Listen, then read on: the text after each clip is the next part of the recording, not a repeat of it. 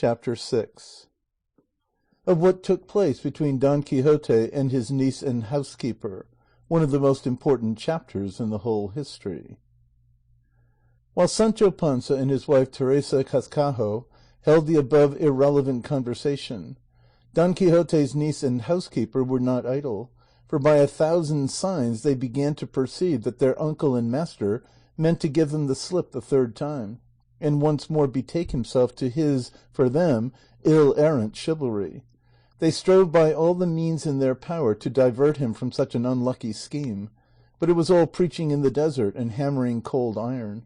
Nevertheless, among many other representations made to him, the housekeeper said to him, "In truth, master, if you do not keep still and stay quiet at home, and give over roaming mountains and valleys like a troubled spirit, looking for what they say are called adventures, but what I call misfortunes, I shall have to make complaint to God and the king with loud supplication to send some remedy."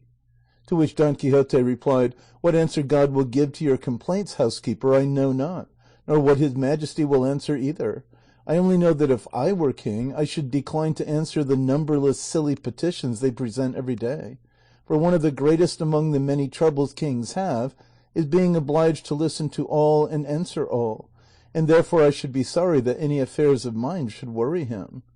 Whereupon the housekeeper said, "Tell us, señor, at his majesty's court are there no knights?" "There are," replied Don Quixote, "and plenty of them, and it is right there should be, to set off the dignity of the prince, and for the greater glory of the king's majesty." "Then might not your worship," said she, "be one of those that, without stirring a step, serve their king and lord in his court?"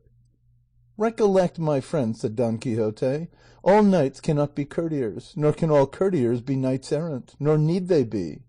There must be all sorts in the world, and though we may be all knights, there is a great difference between one and another, for the courtiers, without quitting their chambers or the threshold of the court, range the world over by looking at a map, without its costing them a farthing, and without suffering heat or cold, hunger or thirst. But we, the true knights errant, measure the whole earth with our own feet, exposed to the sun, to the cold, to the air, to the inclemencies of heaven, by day and night, on foot and on horseback.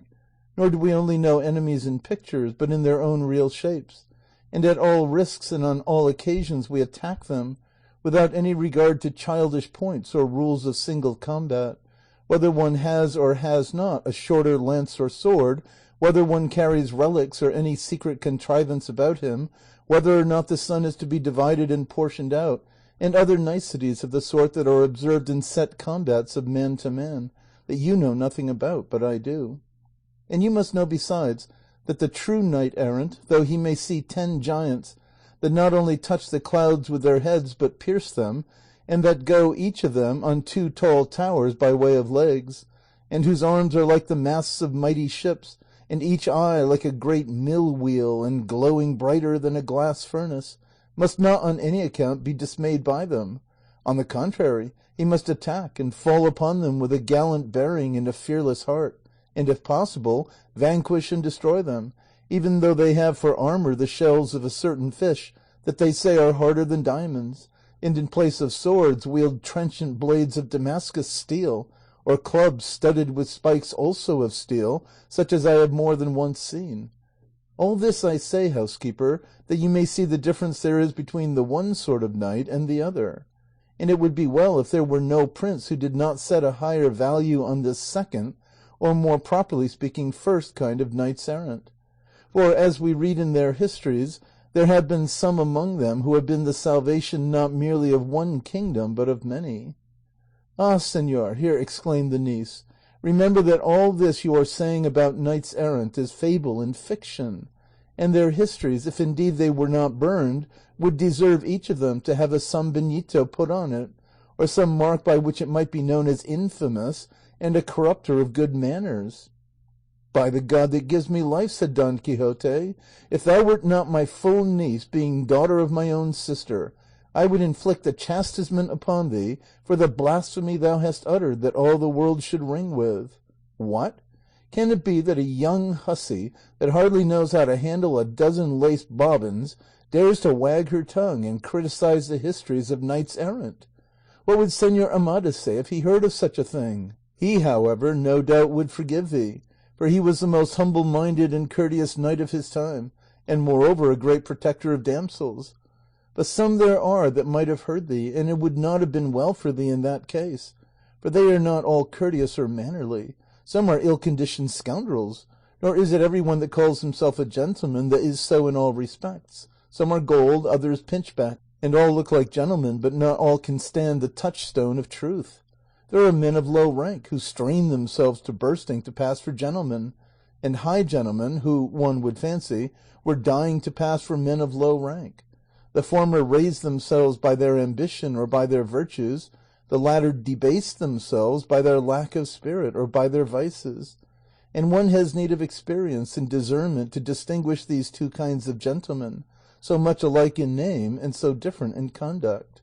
God bless me, said the niece, that you should know so much, uncle, enough if need be to get up into a pulpit and go preach in the streets, and yet that you should fall into a delusion so great and a folly so manifest as to try to make yourself out vigorous when you are old, strong when you are sickly, able to put straight what is crooked when you yourself are bent by age, and above all, a caballero when you are not one. For though gentlefolk may be so, poor men are nothing of the kind.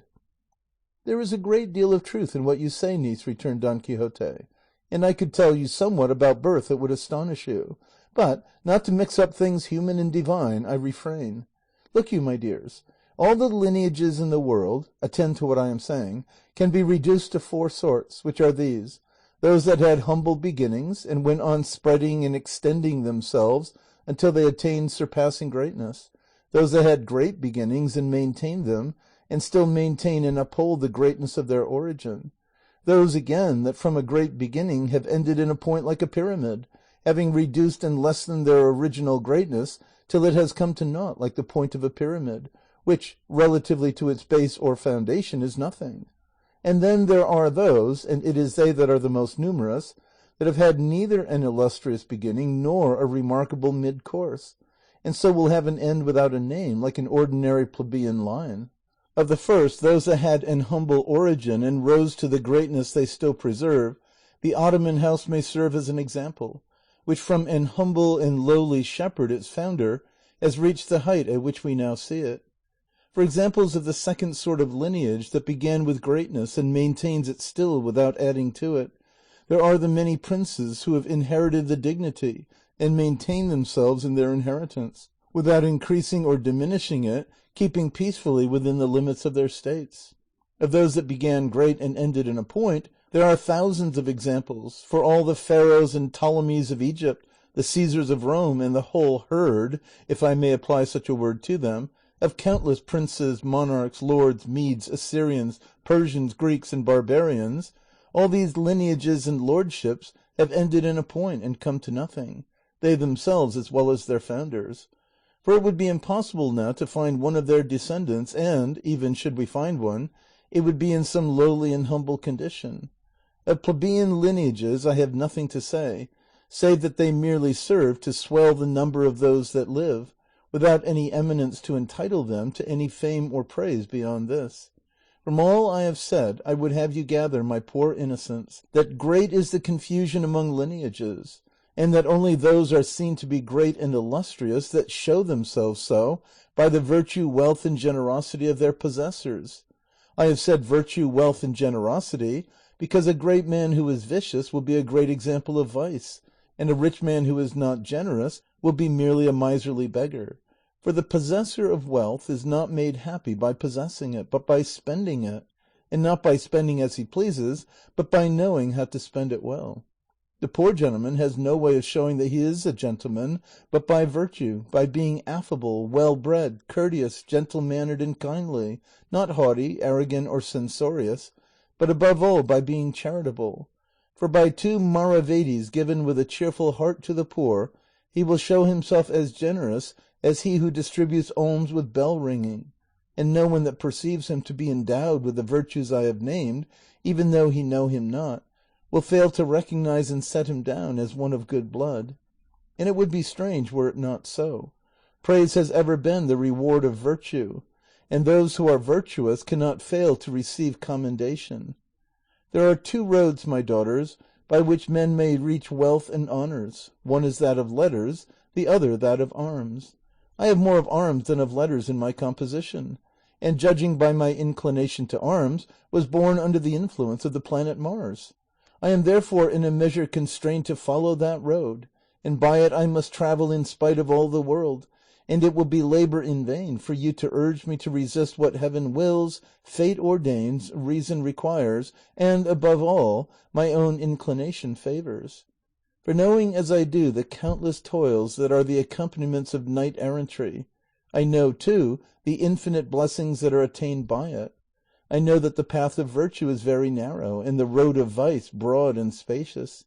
I know their ends and goals are different, for the broad and easy road of vice ends in death, and the narrow and toilsome one of virtue in life, and not transitory life, but in that which has no end. I know, as our great Castilian poet says, that it is by rugged paths like these they go that scale the heights of immortality, unreached by those that falter here below. Woe is me, exclaimed the niece, my lord is a poet too. He knows everything, and he can do everything. I will bet, if he chose to turn mason, he could make a house as easily as a cage. I can tell you, niece, replied Don Quixote, if these chivalrous thoughts did not engage all my faculties, there would be nothing that I could not do, nor any sort of knick-knack that would not come from my hands, particularly cages and toothpicks. At this moment there came a knocking at the door, and when they asked who was there, Sancho Panza made answer that it was he. The instant the housekeeper knew who it was, she ran to hide herself so as not to see him, in such abhorrence did she hold him. The niece let him in, and his master Don Quixote came forward to receive him with open arms, and the pair shut themselves up in his room, where they had another conversation not inferior to the previous one.